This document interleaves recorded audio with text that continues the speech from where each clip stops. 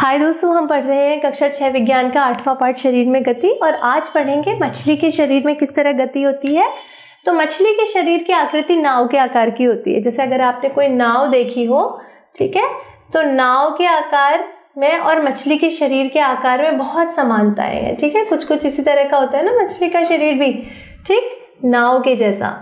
ठीक, तो अब इससे क्या फायदा होता है कि उसका सर और पूंछ उसके मध्य भाग की अपेक्षा पतला और नुकीला होता है। सर भी नुकीला है, पूंछ भी नुकीला है और बीच के हिस्से में बहुत सारी चौड़ाई है। ठीक है, बीच का हिस्सा चौड़ा है और आगे और पीछे से नुकीला है। ठीक है, तो अब इससे क्या होता है, शरीर की ऐसी आकृति ही धारा रेखीय आकृति कहलाती है। तो मछली की गति में सबसे ज्यादा जो महत्वपूर्ण भूमिका निभाता है वो है कि उसका शरीर धारा रेखीय होता है। उसके शरीर की आकृति कैसी होती है, धारा रेखीय। धारा रेखीय शरीर की आकृति होने के कारण जल जो है वो इधर उधर से बहकर निकल जाता है और मछली जल में सरलता से तैर सकती है। ठीक है ना।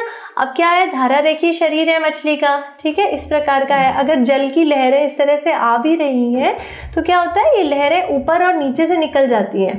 ठीक, और मछली जो है वो आराम से आगे की तरफ फिर तैर सकती है।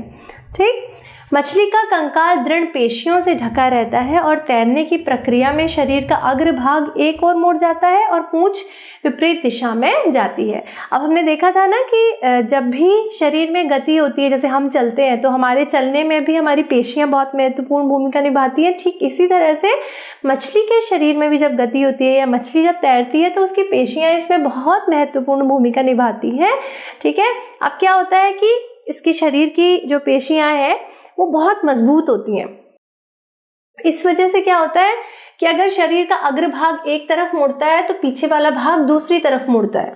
ठीक है ना, अग्रभाग एक तरफ जाता है और पूंछ विपरीत दिशा में जाती है, जिससे क्या होता है, मछली शरीर को मोड़ती है तो तीव्रता से उसकी पूंछ फिर से दूसरी दिशा में मुड़ जाती है और झटका सा लगता है और मछली आगे की ओर चली जाती है। चलिए थोड़ा सा इसको चित्र की मदद से समझने की कोशिश करते हैं। ये अपने सर को एक तरफ मोड़ती है और पूंछ फिर दूसरी दिशा में जाती है। ठीक है, फिर क्या होता है, ठीक उसी समय ये सर को दूसरी तरफ मोड़ लेती है और पूंछ जो है इसकी फिर दूसरी दिशा में चली जाती है। तो इससे क्या होता है, इसके शरीर को एक झटका मिलता है और इसी झटके की मदद से मछली आगे को गति करती जाती है। ठीक है, जैसे इस तरीके से कुछ कुछ इस प्रकार से गति करती है।